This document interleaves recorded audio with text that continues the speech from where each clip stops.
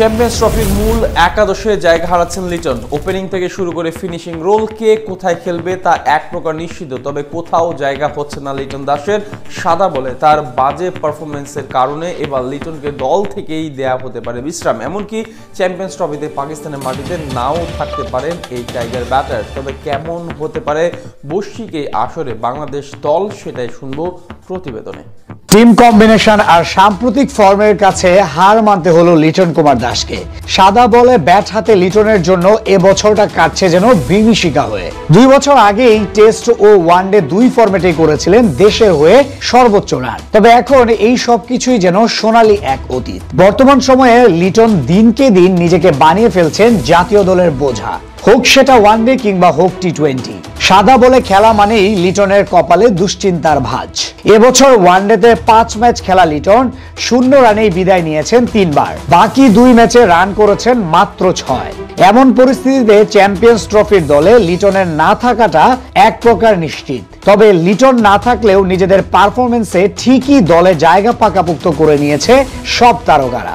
চলুন তবে কারা থাকছে মূল একাদশে সেটাই আলোচনা করা যাক। নিজের খেলার ধরনে টাইগার ক্রিকেটে ওপেনিং এ রান করার জুজুটা কাটিয়েছেন তামিম। বল হাতে যেই থাকুক না কেন তামিম আগ্রাসন ছাড়া যেন কিছুই বোঝে না। ওপেনিং এ তামিমের সঙ্গী হতে পারেন সৌম্য সরকার। গ্লোবাল সুপার লিগ টি20 থেকে আন্তর্জাতিক ক্রিকেট সব জায়গায় জয় জয়কার সৌম্য সরকারেরও। এই দুজনকে দিয়েই ওপেনিং এ দায়িত্বটা সামলাবে টাইগার ম্যানেজমেন্ট। 3 নম্বর পজিশনে খেলেন নিয়মিত অধিনায়ক নাজমুল হোসেন শান্ত, তবে ইনজুরির কারণে দল থেকে বাইরে আছেন শান্ত। চ্যাম্পিয়ন্স ট্রফির আগে যদি পুরোপুরি ফিট হয়ে যান বাংলার নিয়মিত এই অধিনায়ক, তাহলে তার জন্যই বরাদ্দ থাকবে দলের 3 নম্বর পজিশন। 4 নম্বরে তাওহিদ হৃদয় খেলে থাকলেও তিনিও আছেন ইনজুরিতে। তবে ব্যাট হাতে হৃদয়ের অবস্থাটাও খুব একটা ভালো না। উল্টো এই পজিশনে ব্যাট করার সুযোগ পেয়ে নিজেকে মেলে ধরেছেন মিরাজ। তাই দলের প্রয়োজনে মিরাজ খেলতে পারেন এই পজিশনে। স্ট্যান্ড বাই হিসেবে থাকার সম্ভাবনা রয়েছে তাওহিদ হৃদয়ের।